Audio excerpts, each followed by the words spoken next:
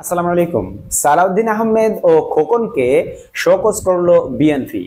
বিএনপির জাতীয় স্থায়ী কমিটির সদস্য সালাউদ্দিন আহমেদ এবং যুগ্ম মহাসচিব খায়রুল কবির খোকনকে কারণ দর্শানোর নোটিশ দিয়েছে দলটির সর্বোচ্চ নীতি নির্ধারণী ফোরাম। সোমবার 2 সেপ্টেম্বর বিকেলে দলীয় শৃঙ্খলা ভঙ্গের দায়ে এই দুই নেতার ঢাকার বাসায় কারণ দর্শানোর নোটিশ পৌঁছানো হয়। বিএনপির দপ্তর সূত্রে তথ্য জানা গেছে।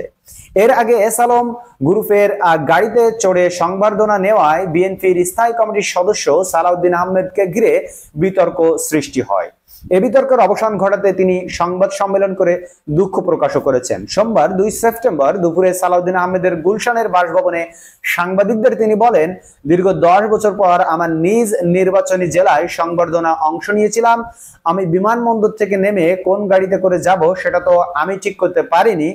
যারা সংবর্ধনা আয়োজন করেছিল চকরিয়া জেলা বিএনপির সভাপতি সাধারণ সম্পাদক ঠিক করে দিয়েছে। তিনি বলেন, বিমানবন্দরে নামার পর আমাদের নেতাকর্মীরা বলেছে এই গাড়িতে ওঠেন।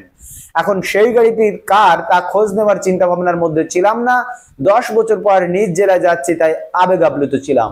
মনের মধ্যে বাসনা ছিল কখন মা বাবার কবর জিয়ারত করব।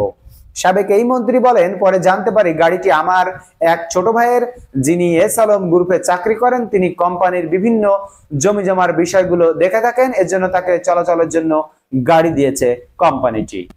সালাউদ্দিন আহমেদ বলেন, আমি এস আলম কোম্পানির গাড়ি ব্যবহার করেছি। এ নিয়ে গণমাধ্যমে রিপোর্ট হওয়ার পর দেশবাসীর মধ্যে একটা প্রতিক্রিয়া দেখা দিয়েছে। আমি যদি অনিচ্ছাকৃতভাবে দেশবাসী ও কারো মনে কোনো কষ্ট দিয়ে থাকি তার জন্য দুঃখ প্রকাশ ও ক্ষমা চাইছি। এস আলম গ্রুপ সহ শেখ হাসিনা সরকারের অন্যায় অপকর্মের সঙ্গে জড়িত যারা রয়েছেন তাদের কর্মকাণ্ড প্রকাশেরও আহ্বান জানান সালাউদ্দিন। এটি একটি সুন্দর কাজ করেছে সালাউদ্দিন, এবং বিএনপি যে কাজ করেছে সেটি আরো সুন্দর যে তারা তাদেরকে শোকজ করেছে। এই ধরনের কাজ রাজনীতিতে যদি চলতে থাকে, চলমান থাকে, তাহলে কেউই দুর্নীতি করার বা অন্যায় করার সুযোগ পাবে না। ধন্যবাদ বিএনপিকে, ধন্যবাদ সালাউদ্দিন আহমেদকে। দেখা হবে বন্ধুরা পরবর্তী ভিডিওতে। আমাদের সাথেই থাকুন এবং আমাদের চ্যানেলটিকে সাবস্ক্রাইব করে রাখুন। আল্লাহ হাফেজ।